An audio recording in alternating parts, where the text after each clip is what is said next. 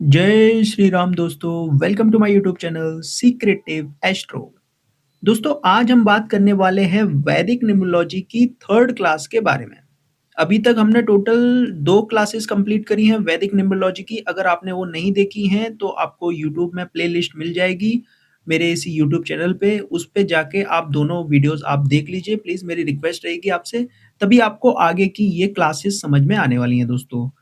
तो आज हम क्या बात करने वाले हैं? आज हम सीक्रेटिव नंबर्स के बारे में बात करने वाले हैं। वैदिक न्यूमरोलॉजी के अंदर सीक्रेटिव नंबर्स होते हैं कुछ, उसमें से आज हम एक नंबर उठा रहे हैं हिडन नंबर, जिसको मैंने नाम दिया है हिडन नंबर, ठीक है? ये बहुत इंपॉर्टेंट चैप्टर रहता है, इस नंबर को जानना बहुत ज़रूरी है, इसीलिए मैं स्टार्टिंग में ये थर्ड क्लास में ये आपको मैं क्लियर कर रहा हूँ, क्योंकि आगे फिर आपको ये नंबर याद रहना बहुत ज़रूरी है कि ये नंबर किस तरह से निकाला जाता है दोस्तों, ठीक है?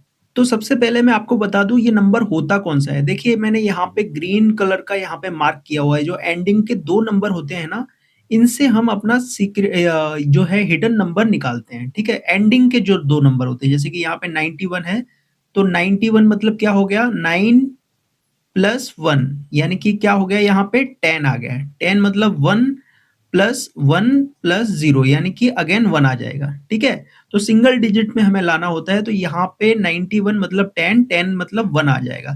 तो यहाँ पे जो 4 टाइम 1 है, कैसे 4 टाइम 1 आया? देखिए 21 से 1 निकाला, 1, 1 देखिए 19 यानी कि सेंचुरी को हम नहीं लेते हैं, हम पहले पढ़ चुके हैं और यहाँ से भी 1 तो 4 बार 1 यहाँ पे आ गया। तो यहाँ पे देखिए 4 बार मैंने 1 एंटर किया हुआ है। लेकिन क्योंकि यहाँ पे 91 से भी 1 आया है, जो कि अभी हमने देखा कि हिडन नंबर जो होता है वो यहाँ से निकालते हैं, एंडिंग के जो 2 नंबर जो होते हैं उनसे हम निकालते हैं। तो यहाँ पर एक और 1 आ जाएगा यानी कि 5 टाइम 1 हो जाएगा यहाँ पे भी, ठीक है?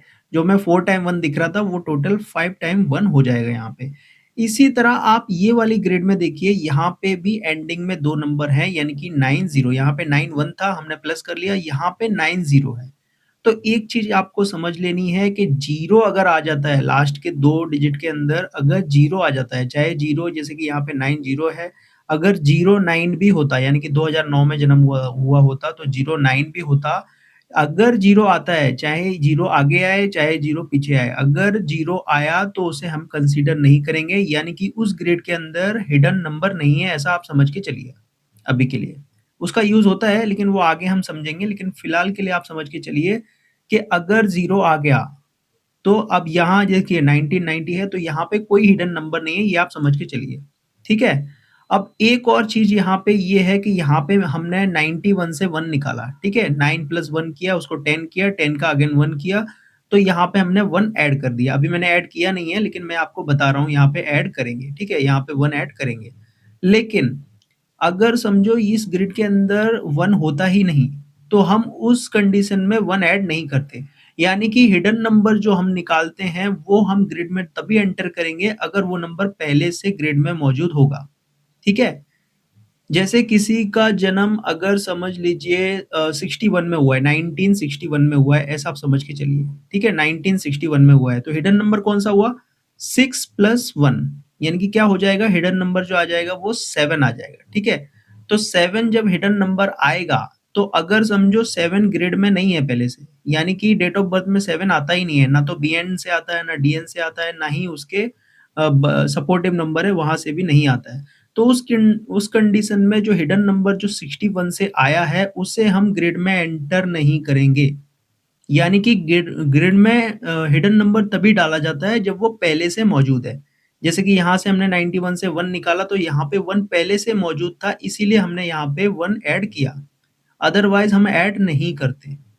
आपके समझने के लिए दोस्तों मैं दोबारा से रिपीट करता हूँ, सबसे पहली चीज़ मैंने क्या बताई कि जो भी डेट ऑफ बर्थ होता है, जो हमारी सन होती है, जिस सन को हमारा जन्म हुआ है, जैसे कि 1991 या 1990 या समझो किसी का जन्म समझो 2000 में हुआ है, ठीक है?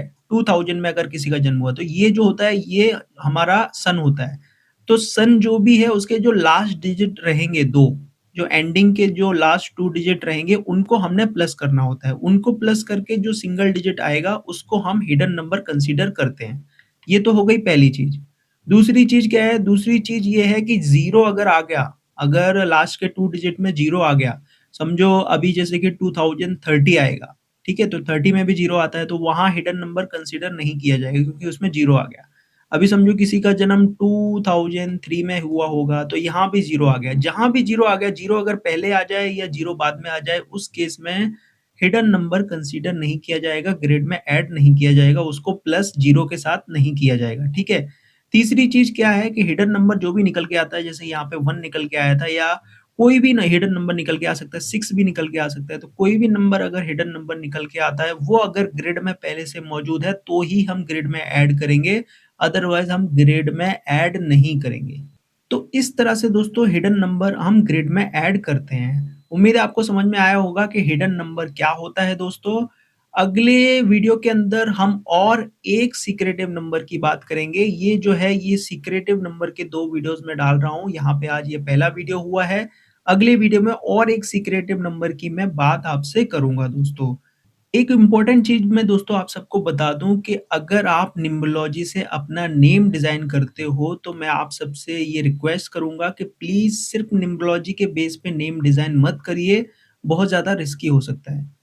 मैंने पहले भी एक वीडियो में आपको बताया था, फर्स्ट वीडियो के अंदर बताया था, मैं फिर से आपको अवेयर कर रहा हूँ कि न्यूमरोलॉजी से कई सारे लोग रॉन्ग नेम डिज़ाइन कर रहे हैं क्योंकि देखिए न्यूमरोलॉजी से अगर नेम डिज़ाइन करते हैं तो वहाँ पे सिर्फ़ 30% चांसेस हैं कि आप अच्छा एक नेम डिज़ाइन करेंगे।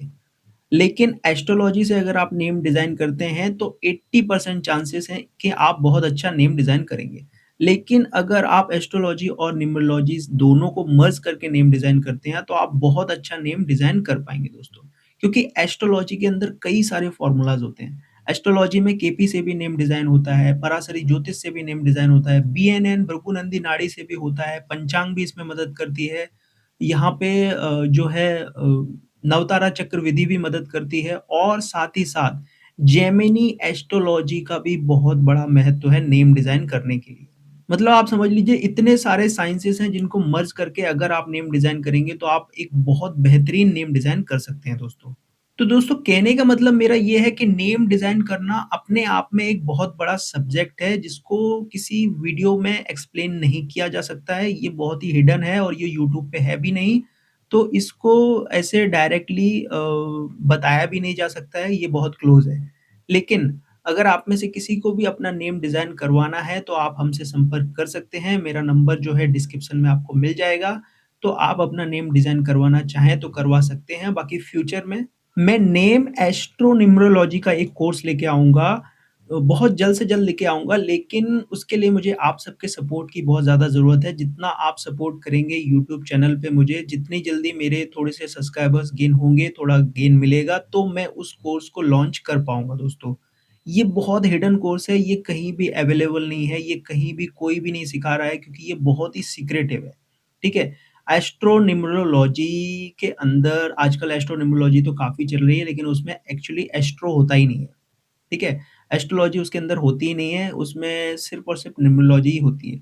लेकिन एस्ट्रोलॉजी से बहुत गज़ब का नेम डिज़ाइन होता है, मैंने आपको अभी बताया कि किन-किन साइंसेज़ से, केपी से भी आप कर सकते हो, बीएनएन से भी आप कर सकते हो, पराशरी से भी आप कर सकते हो।